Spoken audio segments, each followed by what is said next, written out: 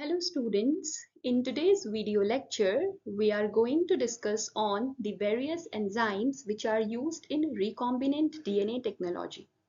So in my previous lecture, I have already told about what recombinant DNA technology is and what are the cloning vectors and their features. So uh, recombinant is Recombinant are the hybrid DNA molecules which consist of autonomously replicating segment of DNA which is known as a vector and plus the inserted element or which is the our gene of interest. तो recombinant में क्या होता है, एक आपका vector होता है, vector plus gene of interest together they make a recombinant और फिर हम इस रिकॉम्बिनेंट को इंसर्ट करते हैं हमारे होस्ट ऑर्गेनिज्म में और जहाँ पे इसकी मल्टीपल कॉपीज बनती है। तो इस प्रोसेस में कई सारे एंजाइम्स रिक्वायर्ड होते हैं। So in this lecture we will study on the enzymes which are used in recombinant DNA technology. So, जो enzymes use किए जाते हैं इस technology में, they fall into the four major categories which are template dependent DNA polymerase, template dependent DNA polymerase. अब यहाँ पे DNA polymerase क्या होता है? DNA polymerase is an enzyme which synthesize new DNA strand. ठीक है, अब ये डीएनए स्ट्रैंड को सिंथेसाइज कैसे करता है? By depending on a template. Template means template एक ऐसा स्ट्रैंड होगा जो कि या तो डीएनए का स्ट्रैंड हो सकता है या आरएनए का स्ट्रैंड हो सकता है, जो कि नए डीएनए को सिंथेसाइज करने में हेल्प करेगा, यानी कि उसको कोड करेगा। उसके पास ऑलरेडी ऐसी सीक्वेंसेस प्रेजेंट होंगी जिसको देख करके हम अपना नया डीएनए स्ट्रैंड सिंथेसाइज कर सकते हैं। Second category is nucleases. अब न्यूक्लिएजेस हैं तो यानी कि यहाँ पर क्या हो रहा होगा, न्यूक्लिक एसिड्स का ब्रेकडाउन हो रहा होगा, न्यूक्लिक एसिड्स डिग्रेड हो रहे होंगे। कैसे डिग्रेड हो रहे होंगे? By breaking the phosphodiester bonds. As you all know that nucleic acids, जो डीएनए में न्यूक्लिक एसिड्स प्रेजेंट होते हैं which are the sequences of the ATGC, वो कैसे ज्वाइंट रहते हैं एक दूसरे से? By the help of phosphodiester bond. तो ये न्यूक्लिक एसिड्स को ब्रेक करने का काम कौन करता है? Nucleases. Then the third category is end modification enzymes. Again यहाँ पे भी नाम से बहुत क्लियरली पता चल रहा है कि यहाँ पे क्या हो रहा होगा, डीएनए मॉलिक्यूल्स के एंड्स को मॉडिफाई किया जा रहा होगा, यानी कि डीएनए मॉलिक्यूल्स के एंड्स पे कुछ चेंजेस करे जा रहे होंगे जिसके थ्रू हमारा फर्दर नया डीएनए का स्ट्रैंड सिंथेसाइज होगा या रिकॉम्बिनेंट डीएनए टेक्नोलॉजी में यूज होगा। Then the fourth category is ligases. So अगर हमने डीएनए को कट किया है, डीएनए के स्ट्रैंड को कट किया गया है कहीं पे, जैसे न्यूक्लिएजेस के थ्रू न्यूक्लिक एसिड्स ब्रेक हुए हैं, तो वहां पे लाइगेज का यूज होना भी बहुत इंपॉर्टेंट है। लाइगेज क्या करेगा? ये जो हमारे कट डीएनए स्ट्रैंड्स हैं उनको ज्वाइन करेगा। Now in this particular video, we will discuss about what are the different enzymes which are template dependent, which are the DNA polymerases which depends on the template. So DNA polymerase is an enzyme which synthesize new polynucleotides complementary to an existing DNA or RNA template. DNA polymerase enzyme क्या करता है? नए polynucleotides को synthesize करता है जो कि complementary होते हैं आरएनए या डीएनए टेम्पलेट की। मैंने आपको बताया कि जो टेम्पलेट होगा वो डीएनए भी एक्ट कर सकता है एज अ टेम्पलेट और आरएनए भी टेम्पलेट की तरह एक्ट कर सकता है, और ये जो टेम्पलेट होगा ये नए स्ट्रैंड के लिए कोडिंग करेगा। जैसे उस आरएनए टेम्पलेट में आरएनए के पास क्या होगा, या डीएनए टेम्पलेट, अगर डीएनए का स्ट्रैंड है जो कि टेम्पलेट की तरह एक्ट कर रहा है तो उसमें एटीजीसी सीक्वेंस होंगी। यहाँ पर देखिए मैंने यहाँ पे आपको एक डीएनए का स्ट्रैंड दिखाया हुआ है, तो यहाँ पे ये किससे मिलकर बना हुआ है? एटीजीसी सीक्वेंस से, एडेनिन, थाइमिन, ग्वाइनिन और साइटोसिन इन सीक्वेंसेस से मिलकर बना हुआ है। तो अगर हमारे पास एक स्ट्रैंड है, एक स्ट्रैंड, सिंगल स्ट्रैंड है डीएनए का, तो उसके थ्रू हम दूसरा स्ट्रैंड सिंथेसाइज कर सकते हैं bye the help of enzyme DNA polymerase. तो यहाँ पे अगर डीएनए एक टेम्पलेट की तरह काम कर रहा है तो हम उसे कहेंगे डीएनए डिपेंडेंट डीएनए पॉलीमरेज। ठीक है, और अगर आरएनए टेम्पलेट की तरह काम कर रहा है तो उसे हम बोलेंगे आरएनए डिपेंडेंट डीएनए पॉलीमरेज। तो ये जो डीएनए पॉलीमरेज हैं, ये डीएनए या आरएनए टेम्पलेट की हेल्प लेके डीएनए का नया स्ट्रैंड सिंथेसाइज करते हैं। तो इसमें सबसे पहले जो रिकॉम्बिनेंट डीएनए टेक्नोलॉजी में यूज होता है वो होता है डीएनए पॉलीमरेज 1 एंजाइम। अब ये जो डीएनए पॉलीमरेज हैं, इनकी भी कई सारी कैटेगरीज हैं, starting from DNA polymerase 1 till DNA polymerase 5।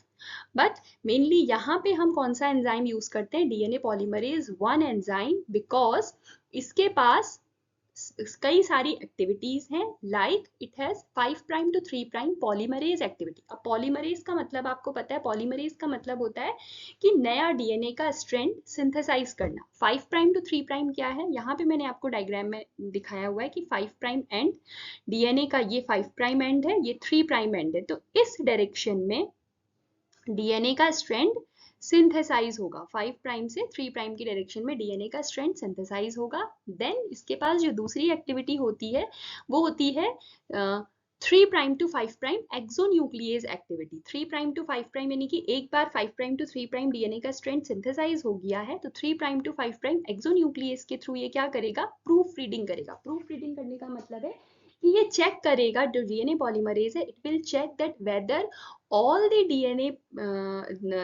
all the base pairs in the DNA are aligned properly or not। यहाँ पर जितने भी बेस पेयर ऐड किए जाएंगे वो प्रॉपरली सही से ऐड हुए हैं या नहीं हुए हैं, तो इसको हम प्रूफ रीडिंग कहेंगे। यानी कि एक तरीके से चेक करना कि जो डीएनए का सिंथेसिस हुआ है वो प्रॉपरली हुआ है या नहीं हुआ है। Then third activity is 5 prime to 3 prime exonuclease activity, और इसे हम कहते हैं प्राइमर रिमूवल। यहाँ पर एक चीज और आप समझिए कि जब भी डीएनए का स्ट्रैंड सिंथेसाइज होता है तो वहां पे हमें प्राइमर की रिक्वायरमेंट भी होती है। अगर आप लोगों ने पीसीआर का फंक्शन पढ़ा होगा तो वहां पे प्राइमर्स भी यूज होते हैं। जो प्राइमर्स होते हैं वो छोटे छोटे स्ट्रेचेस होते हैं डीएनए या आरएनए स्ट्रैंड के, जो डीएनए के स्ट्रैंड को सिंथेसाइज करने में हेल्प करते हैं। तो प्राइमर भी एक तरीके से आपका क्या करेगा, डीएनए के स्ट्रैंड को सिंथेसाइज करने में हेल्प करेगा। तो डीएनए पॉलीमरेज 1 जो है, इसके पास 5 prime to 3 prime polymerase activity, यानी कि 5 प्राइम टू 3 प्राइम डायरेक्शन में डीएनए का स्ट्रैंड को सिंथेसाइज करेगा। Then 3 prime to 5 prime exonuclease activity है, यानी कि प्रूफ रीड करेगा, चेक करेगा प्रॉपर्ली सारा काम हुआ है या नहीं हुआ है। थर्ड फिर 5 prime to 3 prime exonuclease activity, जिसे हम कहते हैं प्राइमर रिमूवल, यानी कि अगर प्राइमर को वहां से हटा देगा क्योंकि उसका जो डीएनए को सिंथेसाइज करने का काम है वो खत्म हो चुका है। जो डीएनए पॉलीमरेज 1 है, ये सबसे पहले इसको डिस्कवर किया था या आइसोलेट किया था कॉर्नबर्ग ने, इसीलिए हम इस डीएनए पॉलीमरेज 1 को कॉर्नबर्ग एंजाइम भी कहते हैं। सेकेंड एंजाइम जो DNA technology, recombinant DNA technology में यूज होता है वो है रिवर्स ट्रांसक्रिप्टेज। अब यहाँ पर क्या है, जो रिवर्स ट्रांसक्रिप्टेज है, इसी रिवर्स ट्रांसक्रिप्टेज को बोला जाता है आरएनए डिपेंडेंट डीएनए पॉलीमरेज। जैसे डीएनए पॉलीमरेज में एक डीएनए का स्ट्रैंड ही एज अ टेम्पलेट एक्ट कर रहा था, यहाँ पे रिवर्स ट्रांसक्रिप्टेज में आरएनए का strand as a template act करेगा।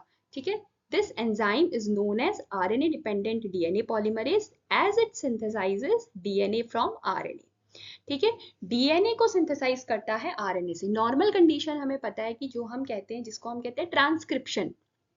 ठीक है, ट्रांसक्रिप्शन में क्या होता है, एमआरएनए का सिंथेसिस होता है डीएनए की हेल्प से। ठीक है, तो जब डीएनए का सिंथेसिस होगा आरएनए की हेल्प से तो उसे हम रिवर्स ट्रांसक्रिप्शन बोलेंगे, और एंजाइम यूज होगा रिवर्स ट्रांसक्रिप्टेज। ये जो रिवर्स ट्रांसक्रिप्टेज है, it was discovered independently by Temin and Baltimore. इसको सबसे पहले टैम्बिन और बाल्टीमोर ने डिस्कवर किया था, जिसके लिए इनको नोबेल प्राइज मिला इन 1975।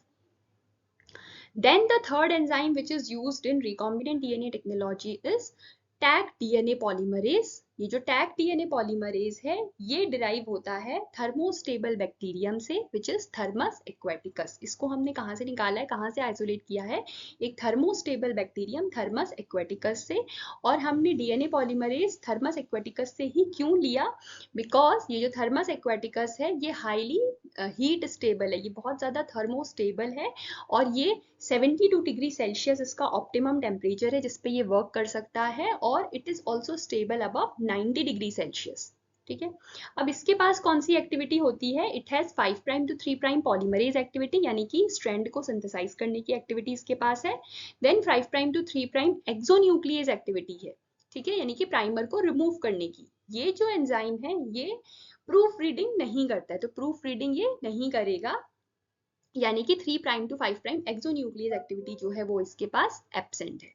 ठीक है, अब ये जो एंजाइम्स हैं हम रिकॉम्बिनेंट डीएनए टेक्नोलॉजी में जो यूज करते हैं इक्विपमेंट्स, दैट इज पीसीआर। तो ये जो टैग डीएनए पॉलीमरेज है जो हमने थर्मस एक्वेटिकस से निकाला हुआ एक डीएनए पॉलीमरेज है, वहां पे भी हम इस एंजाइम का यूज करते हैं। सो एक बार देख लेते हैं कौन से एंजाइम्स यूज करते हैं हम रिकॉम्बिनेंट डीएनए टेक्नोलॉजी में। DNA polymerase 1 which is Kornberg enzyme, जो कि डीएनए का स्ट्रैंड सिंथेसाइज करेगा with the help of DNA as a template. दूसरा आता है रिवर्स ट्रांसक्रिप्टेज, जो कि डीएनए को सिंथेसाइज करेगा by using RNA as a template. और तीसरा है टैग डीएनए पॉलीमरेज, जिसको हमने थर्मोस्टेबल बैक्टीरियम थर्मस एक्वेटिकस से लिया है, क्योंकि ये 72 डिग्री सेल्सियस तक या 90 प्लस डिग्री सेल्सियस तक ये स्टेबल रहता है या वर्क करता है। इस पर्टिकुलर एंजाइम के पास 5 prime to 3 prime polymerase activity है और 5 prime to 3 prime exonuclease activity है, बट इसके पास 3 प्राइम टू 5 प्राइम एक्सोन्यूक्लियस यानी कि प्रूफ रीडिंग एक्टिविटी नहीं है। सो ये सारे एंजाइम्स थे जो template dependent DNA polymerase enzymes हैं, जो कि रिकॉम्बिनेंट डीएनए टेक्नोलॉजी में यूज किए जाते हैं। आई होप आपके लिए वीडियो यूजफुल रहा होगा। अगर आपको वीडियो अच्छा लगा हो तो प्लीज इसे ज्यादा से ज्यादा लाइक कीजिए और शेयर कीजिए और मेरे चैनल को सब्सक्राइब करिए।